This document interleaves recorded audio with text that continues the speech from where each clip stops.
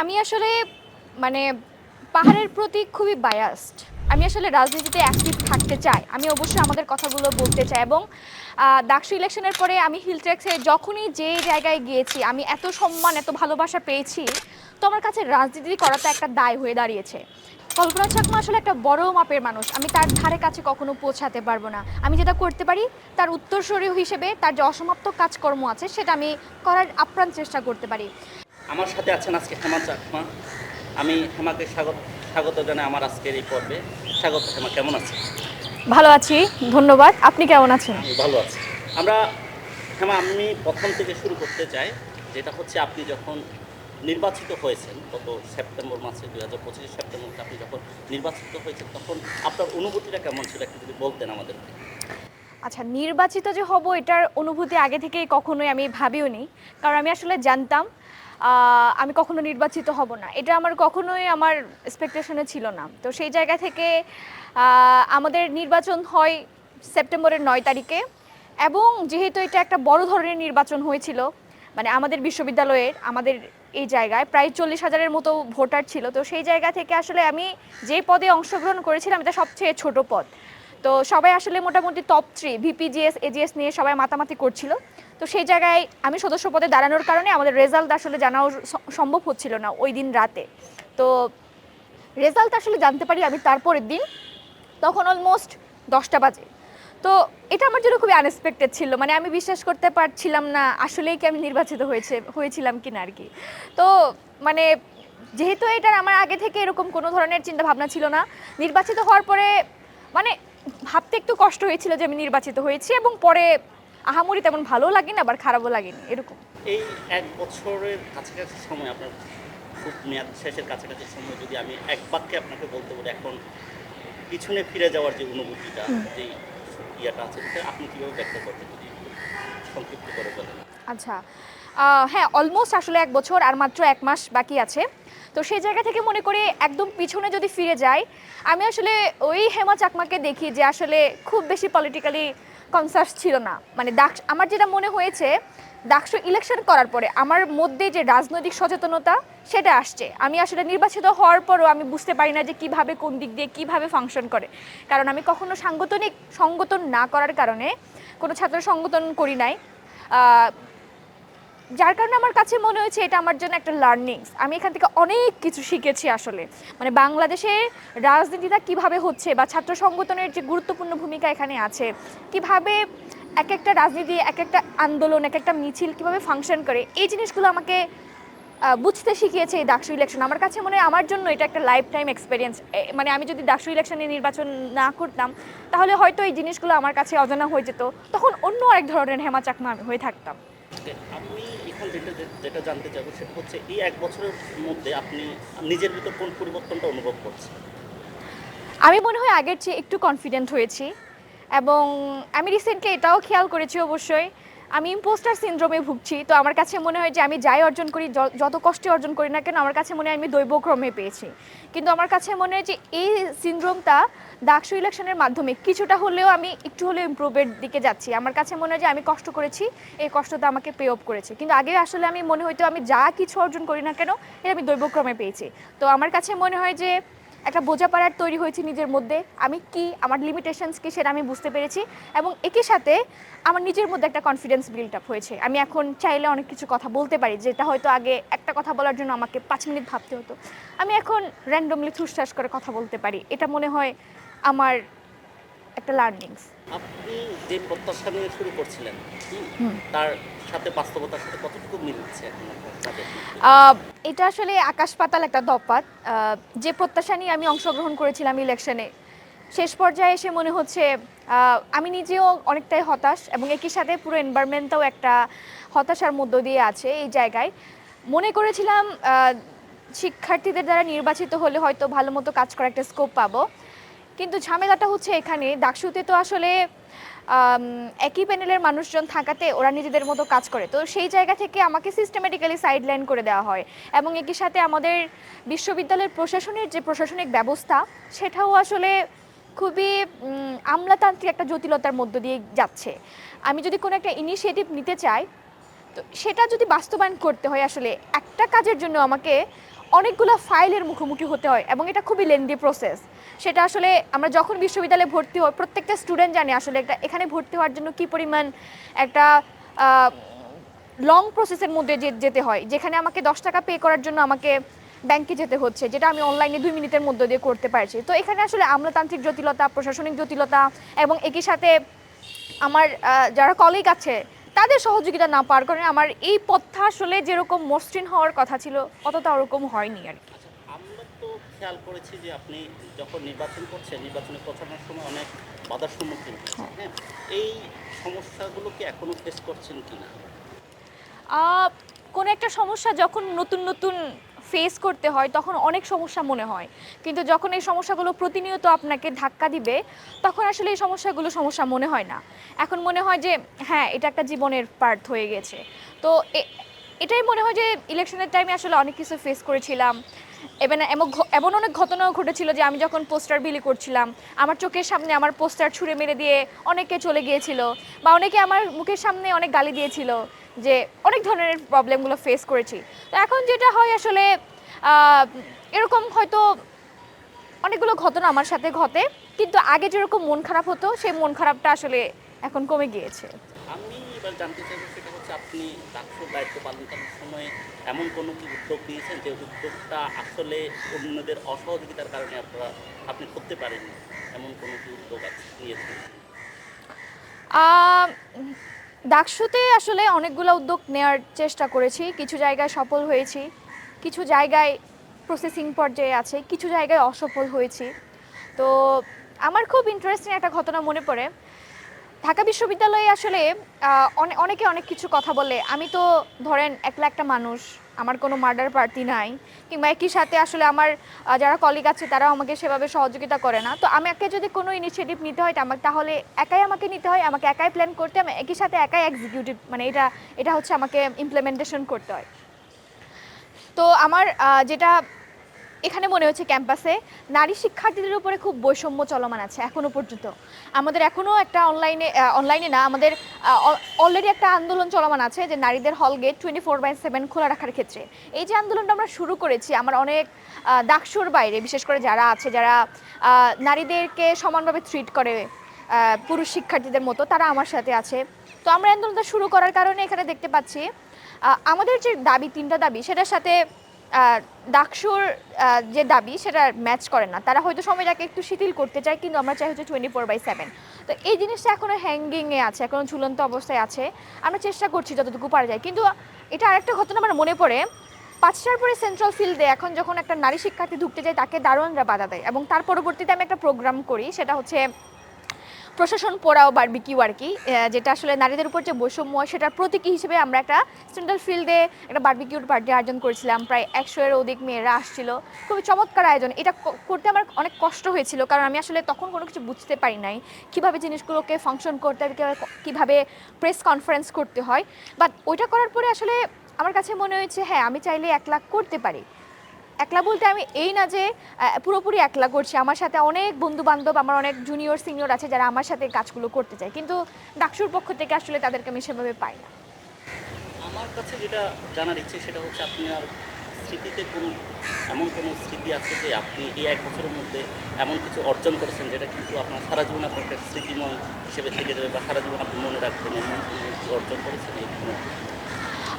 এখানে আসলে ডাকসুতে অর্জনের যে থলিটা খুব বেশি আসলে ভরা না, কারণ মানে একটা মানুষ আর কতটুকু করতে পারে, তার যখন টিমমেটরা তাকে হেল্প করছে না, প্রশাসনের একটা হেল্প সে পাচ্ছে না, তো সেই জায়গা থেকে আমার কাছে যেটা মনে হয়, আমি মাত্র যে ঘটনাটা বললাম যে প্রশাসন পোড়াও বারবিকিউ, এটা একটা খুব সুন্দর ইমপ্যাক্ট হয়েছে। আমি যখন এই প্রোগ্রামটা করলাম তখন মেইন স্ট্রিম মিডিয়া থেকে সবাই খুব সুন্দর মতো এই জিনিসটা ফিচার করেছিল, এবং আমি যখন এই প্রোগ্রামটা করি এরপর থেকে আমি কখনো শুনি নাই যে মেয়েরা 5টার পরে সেন্ট্রাল ফিল্ডে ঢুকতে কোনো ধরনের হ্যাসেল হচ্ছে। এবং আমি আসলে ঢাকা বিশ্ববিদ্যালয়ে অনেকগুলো সমস্যার মধ্যে একটা সমস্যায় বেছে নিয়েছি, সেটা হচ্ছে নারীদের অবাধে চলাচল করা বা তাদের মানে এখানে যে বৈষম্যগুলো আছে সেগুলো নিয়ে কাজ করা। কোনো নারী যখন হ্যারাসমেন্টের শিকার হয় তখন তাকে নিয়ে আমি প্রক্টর অফিসে বারবার দৌড়াদৌড়ি করেছি। কখন কোনো একটা নারীকে যখন হ্যারাসমেন্ট করা হয়, সাইবার বুলিং করা হয়, তখন আমি তাদের সর্বোচ্চ পাশে থাকার চেষ্টা করেছি। এবং যখন আমার দেখা হয় আসলে তাদের সাথে, যখন বলে আপু এই কাজটা আপনি ভালো করেছেন, মানে এটা আমার কাছে মনে হয় যে আমার জীবনের সেরা একটা পাওয়া। আমি হয়তো অনেক কিছু করতে পারিনি, কিন্তু আমি যে কাজটা করেছি মেয়েদের জন্য, মেয়েরা আমাকে এই জিনিসটার জন্য খুবই এপ্রিসিয়েট করে। তো আমার কাছে মনে হয় যে আমি হয়তো অনেক বড় কিছু করতে পারিনি, কিন্তু ছোট ছোট যে ইম্প্যাক্টগুলো আছে, মেয়েরা এখনও আমাকে ভরসা করে কল দেয় যে আপু আমি এই প্রবলেমটা ফেস করেছি।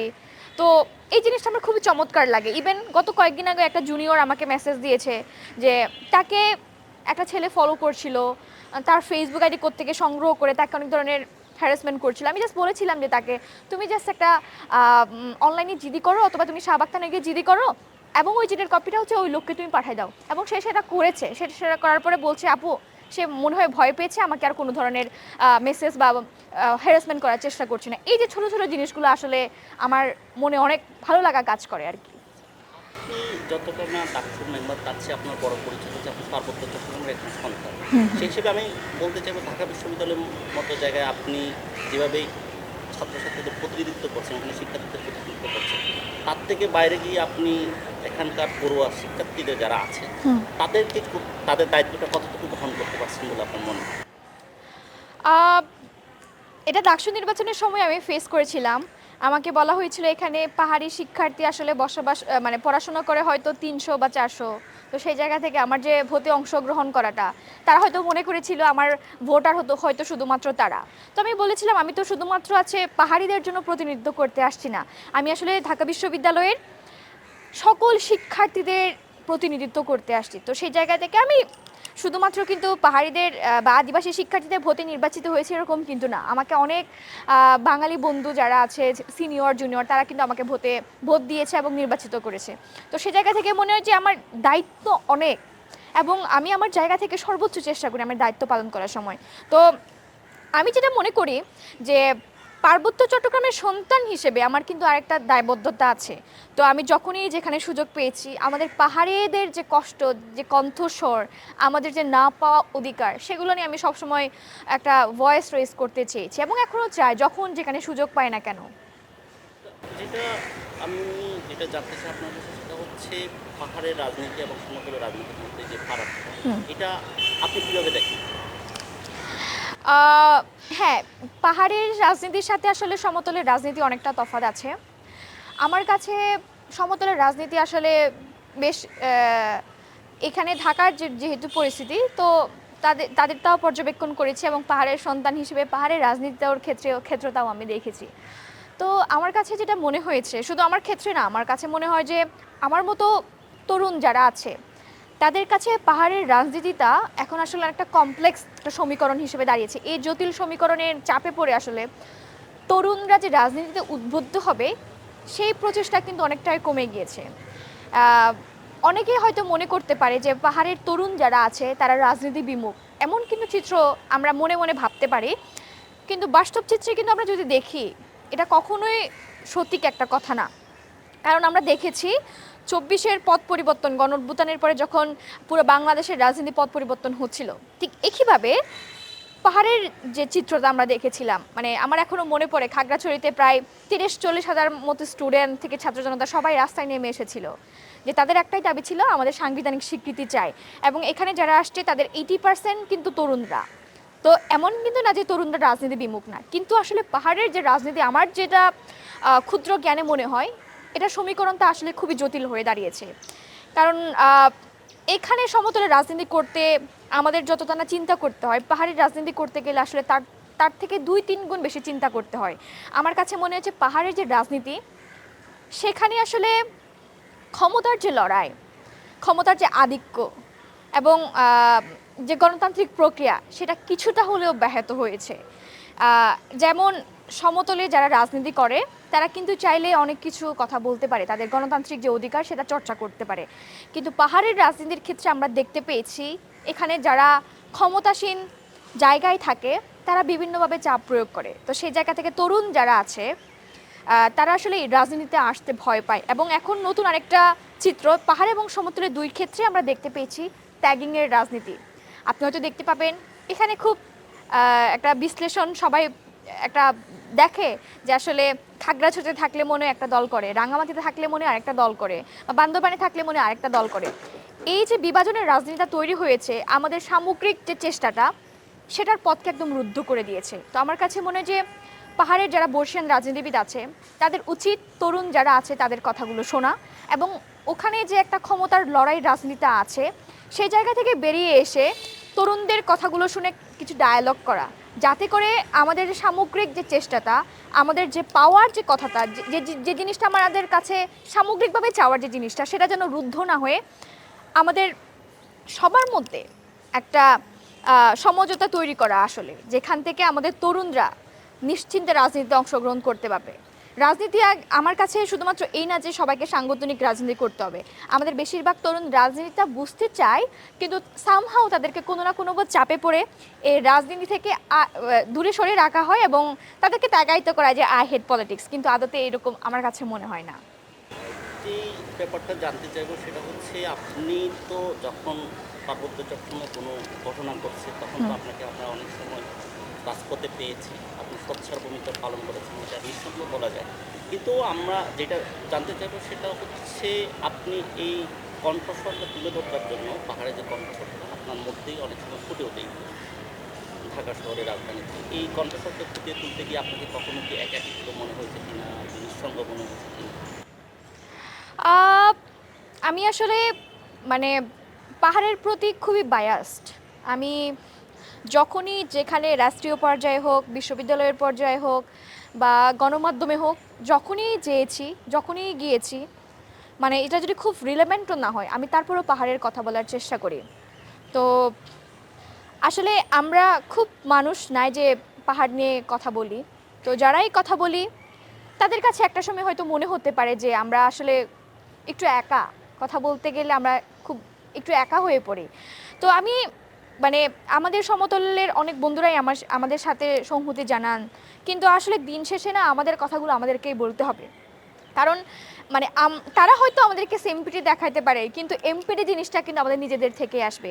এই যে কোনো একটা ঘটনা যখন হয়, এটা আমার এলাকায় যখন হয়, সেটা আমি আমার জায়গা থেকে যেভাবে ওন করি সমতলের বন্ধুরা কিন্তু সেভাবে ওন করতে পারবে না। তো যার কারণে আমি আসলে এই কথাটাই সবাইকে বলতে চাই, আমাদের মধ্যে রাজনৈতিক মতাদর্শ ভিন্ন হতেই পারে, এটা খুবই স্বাভাবিক। এটা বাংলাদেশে যারা বসবাস করি বা সমতলে যারা বসবাস করে, রাজনৈতিকভাবে মতাদর্শ ভিন্ন হওয়ার পরও আমাদের একটা সহাবস্থানে রাজনীতি করতে হবে, যেখান থেকে আসলে আমাদের সামগ্রিক চাওয়াটা সেটা যেন আমরা ফুটিয়ে তুলতে পারি। যেমন তো আমরা 24-এর গণঅভ্যুত্থানে দেখেছিলাম, 24-এর গণঅভ্যুত্থানে এখানে কিন্তু বাম ডান মধ্যপন্থী থেকে শুরু করে সবাই এক হয়েছিল। তো পাহাড়ের রাজনীতির ক্ষেত্রে আসলে ঠিক তাই।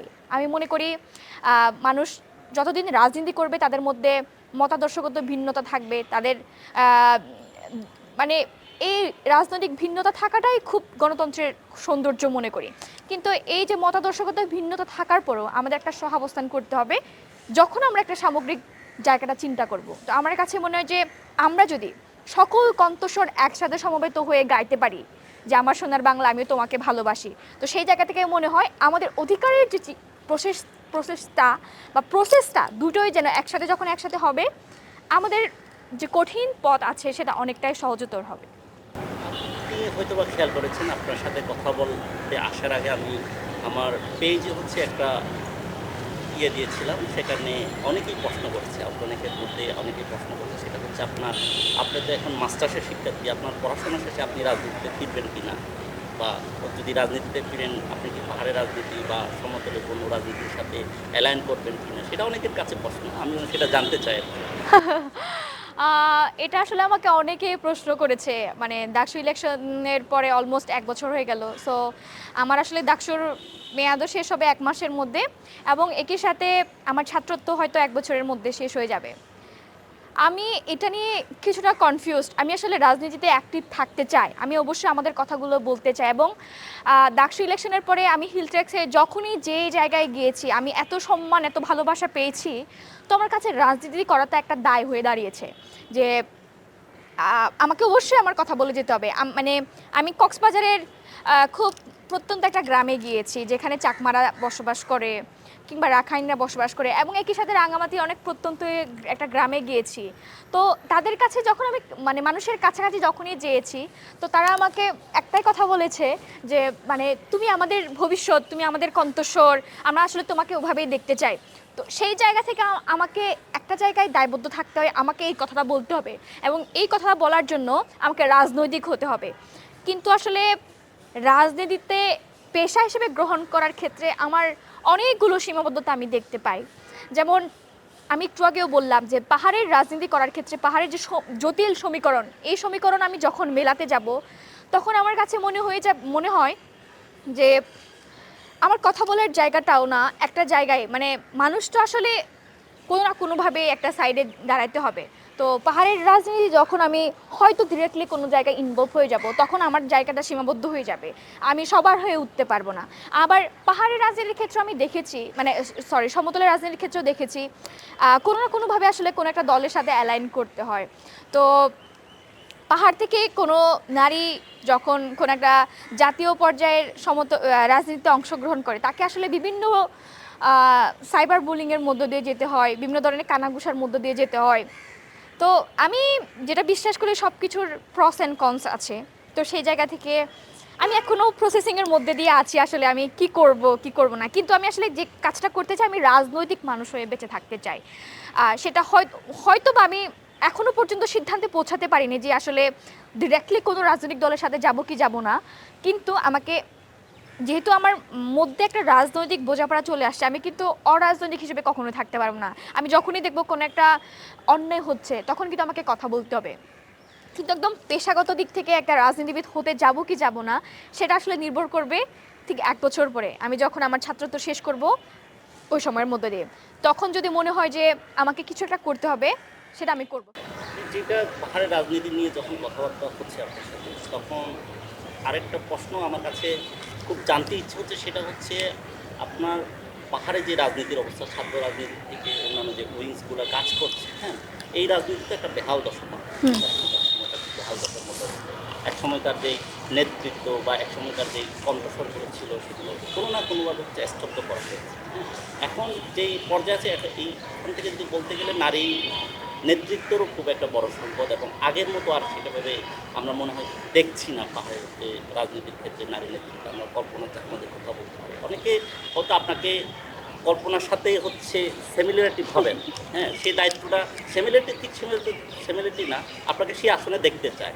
আপনি এই ক্ষেত্রে আপনি কতটুকু বা কীভাবে কতটুকু প্রিপেয়ার বা কীভাবে আপনি যদি চায়, আপনার তো একটা মানুষের, আপনি তো ধরেন যদি বলি আপনার তো একটা জনগণের চাওয়া, সাধারণ মানুষের চাওয়া পাওয়ার উপরে আপনার অনেক কিছু নির্ভর করছে, আপনি কী করবেন ভবিষ্যতে যদি অনেকজনই চায়, সেটা যদি সাধারণ মানুষজন চায়, তাহলে আপনি সেক্ষেত্রে কী করবেন? দেখুন, আমার কাছে যেটা মনে হয়, কল্পনা চাকমার কথা যে বললেন, কল্পনা চাকমা আসলে একটা বড় মাপের মানুষ, আমি তার ধারে কাছে কখনো পৌঁছাতে পারবো না। আমি যেটা করতে পারি তার উত্তরসূরি হিসেবে তার যে অসমাপ্ত কাজকর্ম আছে সেটা আমি করার আপ্রাণ চেষ্টা করতে পারি। তো জনগণের চাওয়া পাওয়ার জায়গা থেকে আমার কাছে মনে হয়, আমি যেটা বললাম তাদের কাছ থেকে যে সম্মান এবং ভালোবাসাটা পাচ্ছি বারবার, সেটা আমাকে একটা দায়বদ্ধতার জায়গা তৈরি করে। তো সেই জায়গা থেকে আমি এটা সবসময় বলবো, আমি আজীবন আসলে আমার পাহাড়ের মানুষের কণ্ঠস্বর হয়ে থাকতে চাই। কিন্তু পরিস্থিতিটা আসলে এখানে অনেক ভিন্ন একটা পরিস্থিতি হয়ে দাঁড়ায় আমাদের সাথে, কারণ আসলে এই জটিল সমীকরণে আমাদেরকে বেঁচে থাকতে হলে কিছু জায়গায় মধ্যপন্থার অবলম্বন করতে হয়। বৌদ্ধ ধর্মের অনুসারী হিসেবে গৌতম বুদ্ধ এই জিনিসটা বলে গিয়েছেন যে আসলে কিছু জায়গায় আমাদেরকে মধ্যপন্থী হিসেবে থাকতে হয়।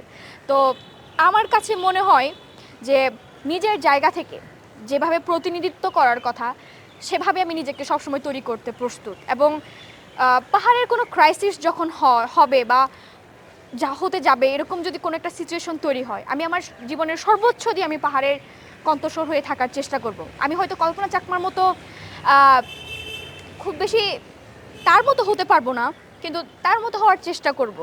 এবং পাহাড়ের মানুষজনের তো আসলে খুব বেশি আহামরি চাওয়া পাওয়ারও ব্যাপার নাই, তাদের কাছে যে জিনিসটা মনে হয় যে একটু নিজেদের মতো করে সম্মানের সহিত বেঁচে থাকার যে অধিকার, আমি সেটা পাওয়ার জন্য যা কিছু করা দরকার আমার মনে হয় আমি চেষ্টা করে যাব। নারী নেতৃত্ব গড়ে তোলার ক্ষেত্রে এখানকার যে পাহাড়ের ছাত্র রাজনীতি আছে, এই পাহাড়ের ছাত্র রাজনীতির দৃষ্টিভঙ্গিগত জায়গা থেকে আপনি কী পরিবর্তন চান? পাহাড়ের বা সমতলের নারী নেতৃত্বের কথা যদি বলি, দুটোই এখনও দুই জায়গার পার্সপেক্টিভ থেকে যদি বলি, নারীদের জন্য রাজনীতিতে আসা বা নারী নেতৃত্ব তৈরি করাটা খুবই কষ্টদায়ক একটা সময় এবং খুবই কঠিন একটা সময় আমি মনে করি।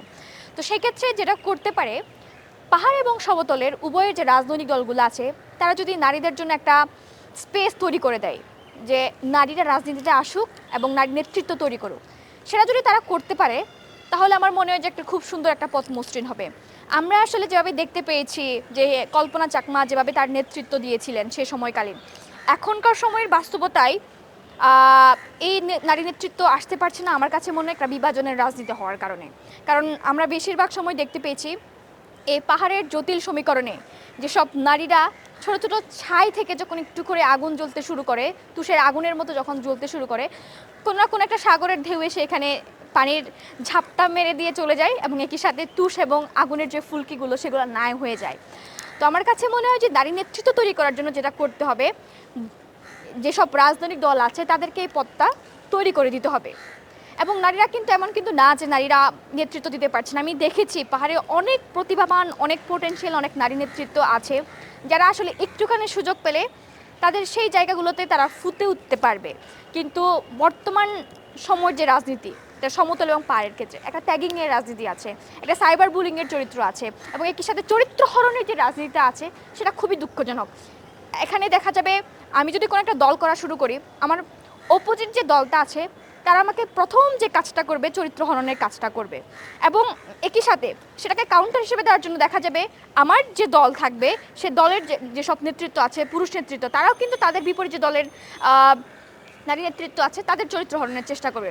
তো সেই জায়গা থেকে পুরুষতান্ত্রিক এই সমাজ ব্যবস্থায় বা রাজনৈতিক ব্যবস্থায় আমাদেরকে আসলে সকল রাজনীতিবিদ যারা আছে বা রাজনৈতিক দল যারা আছে তাদের মতাদর্শগত ভিন্নতা থাকলেও কিন্তু নারী নেতৃত্বের ক্ষেত্রে আমার কাছে মনে হয় একটু হলেও একটা সহাবস্থানের রাজনীতি করতে হবে। সে জায়গা থেকে আমার মনে হয় যে যে রাজনীতিতে নারীদের আসার যে পথটা সেটা অনেকটাই সহজ হয়ে দাঁড়াবে। বর্তমান ছাত্র রাজনীতির ছাত্র রাজনীতির পরিমণ্ডলে প্রান্তিক জনগোষ্ঠীর প্রতিনিধিত্ব হিসেবে আপনার যদি এখানকার যারা নেতৃত্বে আসনে আছেন তাদের উপর পর্যবেক্ষণটা কি আপনার? পাহাড়ের রাজনীতির ক্ষেত্রে আসলে বারবার আমাকে হতাশ করে। আমি বারবার সময় দেখেছি জুলাইয়ের পরে বা জুলাইয়ের আগে আমাদের চাওয়া পাওয়া কিন্তু এক, কিন্তু রাস্তায় আন্দোলনের ক্ষেত্রে আমরা কিন্তু ভিন্ন পথ অবলম্বন করি। তো সেই জায়গা থেকে মনে হয় যারা নেতৃত্বস্থানীয় পর্যায়ে আছে, পাহাড়ের যেসব ছাত্র সংগঠনগুলো আছে, রাজনৈতিক ছাত্র সংগঠনগুলো আছে, আমার কাছে মনে হয় যে আমাদের একটা ডায়ালগ, তাদের মধ্যে একটা ডায়ালগ হওয়া উচিত আসলে। কারণ আমরা এমনিতেও সংখ্যালঘু জাতিগতভাবে, ধর্মীয়ভাবে, রাজনৈতিকভাবে। তো সেই জায়গা থেকে যদি আমরা আবার নিজেদেরকে লঘু লঘু করতে করতে একটা সময় দেখা যাবে আমরা নাই হয়ে গিয়েছি। তো আমাদের আসলে সময় খুবই কম আমার কাছে যেটা মনে হয়। তো এই কম সময়ের মধ্যে দিয়ে আমাদের আসলে ডায়ালগ করে একটা জায়গায় পৌঁছাইতে হবে। আমরা আসলে কি চাই, পাহাড়ের মানুষ আসলে কি চায়, পাহাড়ের যে রাজনীতি বোঝে না যে ছাত্রতা, যে ছাত্রীতা, তারা আসলে কি চায়, তাদেরকে সাথে রেখে আমাদেরকে আসলে একসাথে আগাতে হবে। এখানে আসলে বিভাজনের রাজনীতি আমরা যতটাই করব, সেটা ব্রিটিশ আমল থেকে আমরা দেখতে পেয়েছি যে ব্রিটিশ আমল থেকে এখন অবধি ডিভাইড অ্যান্ড রুল যেটা আছে সেটা পাহাড়ের ক্ষেত্রে খুব সুন্দর অ্যাপ্লিকেবল। তো সেই জায়গা থেকে যদি আমরা বেরিয়ে আসতে পারি, আমার কাছে মনে হয় যে খুব সুন্দর একটা আউটকাম বেরিয়ে আসবে। আমরা আসলে যেটা চাই সেটার পৌঁছাইতে যে সময়টা আমাদের এখনকার সময় যেটা লাগছে সেটা মনে হয় একটু কম লাগবে এবং আমরা যেটা চাই সেটার একদম না পেলেও সেটার কাছাকাছি আমরা পৌঁছাতে পারবো। ভবিষ্যতে আপনাকে জনপ্রতিনিধি হিসেবে আমরা দেখব। এটা আসলে খুব কঠিন একটা প্রশ্ন। জনপ্রতিনিধি হওয়া আসলে খুব একটা সহজতর কাজ নয়। কারণ আমি দেখেছি আসলে আমার পরিবারের একটা জনপ্রতিনিধি হওয়ার যে একটা প্রসেস আমি দেখেছি।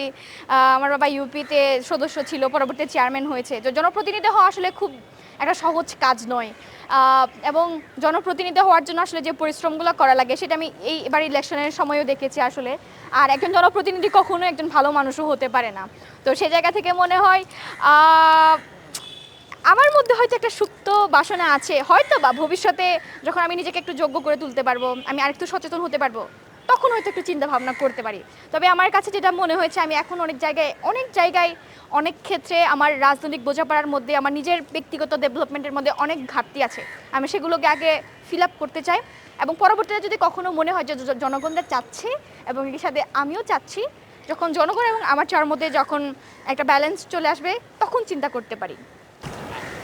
আপনাকে যেটা এখন যেটা বলতে চাই সেটা হচ্ছে বর্তমান প্রজন্মে কেউ যদি রাজনীতিতে আসতে চায় তাদের যারা রাজনীতি করতে যায় বর্তমান প্রজন্মে কেউ তাদের প্রতি আপনার পরামর্শটা কী? আমি অবশ্যই ওয়েলকাম জানাতে চাই। আমার কাছে মনে হয় যে প্রতিটা মানুষ আসলে রাজনৈতিক জীব, সেটা ডিরেক্টলি বা ইনডিরেক্টলি হতে পারে। তো রাজনীতির বাইরে আসলে কিছু নাই। এই যে আমরা বলি আসলে আমি রাজনীতি পছন্দ করি না। রাজনীতি মানে আসলে এই না যে আপনাকে একদম সাংগঠনিক রাজনীতি করতে হবে। আমরা তো নিজেদের দৈনন্দিন জীবনে আমরা রাজনীতি করি। এই যে আমাদের চালের দাম কী হবে সেটাও একটা রাজনীতিবিদ ঠিক করে দেয়। আমরা কি খাবো সেটাও একটা রাজনীতিবিদ তৈরি করে দেয়। এবং আমাদের আসলে কি বলবো, ভবিষ্যৎ কি হবে সেটাও একটা রাজনীতিবিদ তৈরি করে দেয়। তো আমাদের ভবিষ্যৎ যখন আমাদের হাতেই থাকে তখনই থাকবে যখন আমাদের জায়গায় রাজনীতিবিদরা আসবে। তো আমি মনে করি পাহাড়ের ভবিষ্যৎ নির্ধারণের ক্ষেত্রে পাহাড়ের মানুষদেরকে এগিয়ে আসতে হবে এবং তাদেরকে রাজনৈতিকভাবে সচেতন হতে হবে। রাজনীতি মাত্র এই না যে আমাকে আসলে সাংগঠনিক রাজনীতি করতে হবে, বরং আমরা রাজনীতি করতে পারবো বিভিন্নভাবে। যেমন একটা গান দিয়ে একটা রাজনীতি হয়, একটা ছবি আঁকার মাধ্যমে একটা রাজনীতি হয়, কথা বলার মধ্য দিয়ে একটা রাজনীতি হয়, একটা কবিতার মধ্য দিয়ে রাজনীতি হয়। আমাদেরকে আসলে ওই জায়গাগুলোকে ফিল আপ করতে হবে। আমি যখন কোনো একটা গুণী মানুষের সাথে কথা বলি তখন আমাকে তারা বলে যে আসলে রাজনীতি কিন্তু শুধুমাত্র মিছিলে বা রাস্তাক্ষেত্রে হয় এরকম না, আমাদেরকে রাজনৈতিক রাজনীতিটাও বুঝতে হবে। যেমন 24-এর পরে খাগড়াছড়িতে যখন একটা বিশাল সমাবেশ হয় তখন কিন্তু একটা ঘটনা ঘটেছিল। 2-4 জন ছেলে পেলে গিটার হাতে নিয়ে একটা গান করেছিল যে নসাং যে বাড়ি জাগান সারি ইদু আগঙ্গ জনমান করি। মানে এই 4টা লাইনের মধ্য দিয়ে আমাদের নিজেদের যে দেশপ্রেম, নিজেদের জায়গাকে যে ওন করার চেষ্টা, সেটা কিন্তু প্রস্ফুটিত হয়ে ওঠে। তো আমি মনে করব যারা আসলে রাজনীতিতে আসতে চায় আমি তাদেরকে বলবো যে প্লিজ আপনারা আসুন। আমরা যদি সকলে রাজনৈতিক জীব হতে পারি, রাজনৈতিক মানুষ হতে পারি, আমাদের যে সামগ্রিক চাওয়াটা সেটা আমরা খুব সহজেই অর্জন করে ফেলতে পারবো। কারণ রাজনীতির বাইরে আসলে কিছু নেই। তো সেই জায়গায় যেহেতু আমাকে রাজনীতি একটা প্রসেসের মধ্যে দিয়ে যেতে হয়, আসুন আমরা একটু নিজেরা বোঝাপড়া করি এবং নিজেদের মধ্যে এই বোঝাপড়ার জায়গাটা আমরা তৈরি করি। তো সেক্ষেত্রে যেটা হবে, আমাদেরকে যেভাবে রাষ্ট্র বোকা বানায় আসলে সেই বোকা বানানোর পদ্ধতি হয়তো তাদের কাছে একটা কি বলবো কঠিন হয়ে দাঁড়াবে। মানে এখন কিন্তু আসলে আমরা খুব বেশি রাজনৈতিক না হওয়ার কারণে এই সহজ সরল পাহাড়ি মানুষগুলোকে বিভিন্নভাবে কিন্তু বোকা বানানো যায়। বোকা বানানোর 101তম পদ্ধতি খুবই সহজভাবে রাষ্ট্র আমাদের উপর প্রয়োগ করে। তো আমার কাছে মনে হয় যে যখন একটা মানুষ রাজনৈতিক জীব হয়ে দাঁড়াবে, রাজনৈতিক মানুষ হিসেবে দাঁড়াবে, সচেতন মানুষ হিসেবে দাঁড়াবে, তখন কিন্তু আসলে চাইলেও বোকা বানানো যাবে না। এবং সকল জাতি ধর্ম বর্ণ নির্বিশেষে সকলকে আসলে রাজনৈতিকভাবে সচেতন হতে হবে। যেটা হচ্ছে আপনার তো ডাকসুর মেয়াদ শেষ হওয়ার প্রায় কাছাকাছি সময়, আর বলতে গেলে মাস দুয়েকই আছে। আমার আমার কাছে আপনার কাছে আমার কষ্টটা হচ্ছে এই শেষ সময় আছে আপনি আরও কী কী লক্ষ্য ছিল আপনি পূরণ করতে চান? আহ, একদম শেষ সময়ে আসলে যে টার্গেটগুলো করা যায় সেগুলো করা সম্ভব হয় না, কারণ এখানে আমি প্রথমেই বলেছিলাম আমলাতান্ত্রিক যে জটিলতাগুলো আছে এবং একই সাথে আমার কলিগদের অসহযোগিতাপূর্ণ যে আচরণগুলো আছে সেগুলোর কারণে আসলে আমি চাইলেও খুব বেশি অনেক বড় ইমপ্যাক্টফুল কাজ করতে পারবো না। কিন্তু আমার জায়গা থেকে যেগুলোতে করার কথা সেগুলো আমি করে যাচ্ছি এবং আমার দায়িত্ব শেষ হওয়ার আগ পর্যন্ত আমি আসলে যেগুলো করার কথা, আমার ম্যানিফেস্টোতে খুব বেশি কঠিন জিনিসপত্রগুলো ছিল না, খুব বেসিক জিনিসপত্র, খাবার, স্বাস্থ্য কিংবা আবাসন, এই সংক্রান্ত বিষয়গুলো। তো ইতোমধ্যে প্রশাসনকে আমি বারবার জানিয়েছি, মানে আমি চিঠি দিয়েছি, কিন্তু আসলে আমি তো চাইলেও এখন মেয়েদের জন্য হল করে দিতে পারবো না। তো আমার কাছে যেটা মনে হয়েছে, ডাকসুতে আসার পরে, ডাকসুর মেয়াদ তো 1 বছর হয়, তার পরবর্তী ডাকসুতে যারা আসবে তাদের কাজ করার পথটা অনেক সহজ করে দিয়েছি। যেমন মেয়েদের কথাগুলো নিয়ে বারবার কথা বলার চেষ্টা করেছি, কিংবা এখানে সংখ্যাগরিষ্ঠ যেসব মতাদর্শীগুলো আছে তাদের বাইরে যে কণ্ঠস্বরগুলো আছে সেগুলো কিন্তু আসে না, আমি কিন্তু সেগুলো তোলার কথা চেষ্টা করেছি। তো আমার কাছে মনে হয় যে আহামরি আমি অনেক কিছু করতে পারবো না, আমি চাইলেও কাউকে এসি দিতে পারবো না, আমি কাউকে চাইলে পানির ফিল্টার দিতে পারবো না। সেগুলো ছাড়াও বাকি যে কাজগুলো করার কথা, আমাকে প্রশাসনকে যে চাপ দেওয়ার কথা, যে প্রেশারটা দেওয়ার কথা, আমার কাছে মনে হয় আমি সেটা করতে পারছি। আমি প্রায় শেষ পর্যায়ে আপনাকে একটা প্রশ্ন করতে চাই, সেটা হচ্ছে আপনি এই 1 বছরকে যদি আপনাকে যদি বলা হয় এই 1 বছরকে আপনি পুরো এক লাইনে যদি নিজেকে বর্ণনা করতে বলা হয় আপনি কী বলবেন? এই 1 বছরে আসলে আমি কি বলবো, আসলে একটা প্রসেসের মধ্য দিয়ে যাচ্ছি। আমার কাছে মনে হয় যে এই পথটা বা আমাদের জীবনের যে পথ, আমাদের রাজনৈতিক যে পথ, এক এক সময় এক এক রকম হয়, কখনো আপস কখনো ডাউন, আপস অ্যান্ড ডাউনের মধ্যে দিয়ে যখন যাচ্ছি তখন আসলে বুঝতে পারছি যে সকল কিছু থাকার পর আমাদেরকে এগিয়ে যেতে হবে। আমাদের অনেক লিমিটেশনস থাকবে, আমাদের অনেক বাধা থাকবে, তারপরও আমাদেরকে যে কনফিডেন্স যেটা আছে সেটাকে বিল্ড আপ করতে হবে। এবং একটাই কথাই বারবার মনে হয়, কখনো কখনো কখনো কোনো জায়গায় থামানো যাবে না, আমাদেরকে আসলে একটা কন্টিনিউয়াস প্রসেসের মধ্যে দিয়ে যাইতে হবে। এবং একটা রিলে দৌড়ের মতো আসলে আমার কাছে যেটা বারবার মনে হয়, আমি যে আমার যতটুকু যা করার কথা, আমার যতটুকু দৌড়ানোর কথা, আমি আমার জায়গায় ওই কাঠিটাকে নিয়ে দৌড়াচ্ছি এবং পরবর্তীতে যে আসবে ওই কাঠিটা আমি তাকে দিতে চাই। কারণ ওভারনাইট কোনো কিছুই চেঞ্জ আসবে না। তো ধীরে ধীরে ধীরে ধীরে জিনিসটা করতে হবে, একটা একটা প্রসেসের মধ্যে দিয়ে যাইতে হবে। আমার যতটুকু যা করার কথা, একটা কাঠি নিয়ে আমি দৌড়িয়েছি, আবার আমার যে টিমমেট যে আসবে, পরবর্তীতে যে আসবে, ওই কাঠিটা আমি তাকে তুলে দিতে চাই। এবং আমি আশা রাখি সবসময়, আমি কখনো নিরাশ হই না, এই আশাটা রেখে আসলে আমি চেঞ্জগুলোকে আনতে চাই। এবং আমার কাছে যেটা শুরু সেটা আমি করে দিয়েছি, এবং আমার পরবর্তীতে যারা আসবে তারা সেই শুরুর যে পথটা আমার সামনে থেকে আরও এগিয়ে নিয়ে একটা একটা পর্যায়ে গিয়ে আমরা ওই যে রানটা শেষ করব, ফিনিশ করব। এবং এই জায়গা থেকে আমাদের আসলে হয়তো বা ওইটা শেষ হওয়ার পর আরেকটা লড়াই আসবে, ওভাবে আমাদের কাউকে না কাউকে আবার দৌড়াতে হবে। আপনাকে অনেক অনেক ধন্যবাদ। আপনি খুব অল্প সময়ের মধ্যে আমাকে সময় দিয়েছেন, তার জন্য অনেক অনেক ধন্যবাদ। যাও